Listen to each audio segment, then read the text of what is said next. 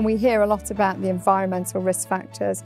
Are there any other risk factors that you would interview a patient about when they present with a suspected diagnosis of lung cancer other than smoking history? Yeah, I think just being a lung specialist, I would be in a little more detail. I don't think this is something a generalist would talk about, but certainly family exposure. Did your mom or your dad smoke? Does your spouse smoke? It's amazing how many times we're seeing patients and we're trying to counsel them on their cancer and smoking, and their spouse is in the room Right. who reeks of tobacco. Right. They both need to go into counseling then, because it's hard to smoke by yourself. You usually have to have a partner or somebody else who's encouraging it. We also like to look at, radon exposure or, asbestos, not necessarily for lung cancer, but for mesothelioma. So those are some of the environmental factors we look at.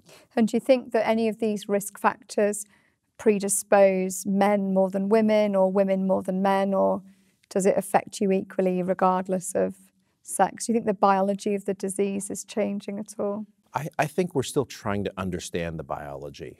I will refer to an inherent risk in folks, a lot like skin cancer. So if you look at somebody who's from the South America or Mediterranean, and they have the nice olive skin, and they can be in the sun worshiping all day and all night, and they get a nice golden tan, and their risk for melanoma does not go up. Whereas an Irish person could wear SPF 100 and literally be in long sleeves all day, and they are still going to have a higher risk of developing melanoma because in their skin they have a higher inherent risk or a higher susceptibility.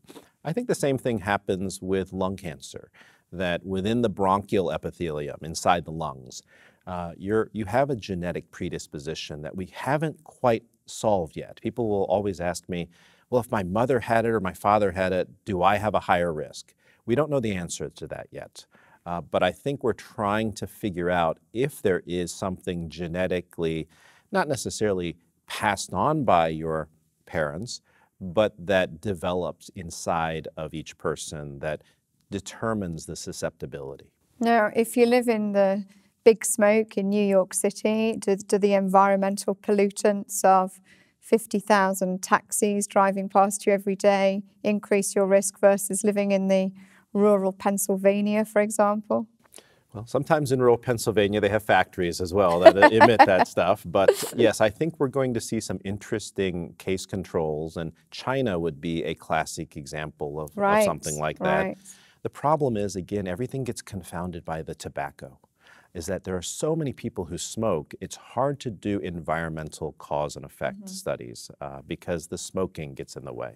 I'm sure you get asked this all the time, but for people who do smoke and they say, well, I don't inhale, or the other issue is these filtered cigarettes, does that really have any effect or no? What I tell people is, and I lived in Texas for 18 years, if you're a barbecue pit master and you don't smoke, you're still going to have a higher incidence because of your exposure. That smoking barbecue pit, even though we all love to eat barbecue and it tastes the best when it's on there the longest, is an exposure and an occupational hazard. And I don't think we really recognize that enough.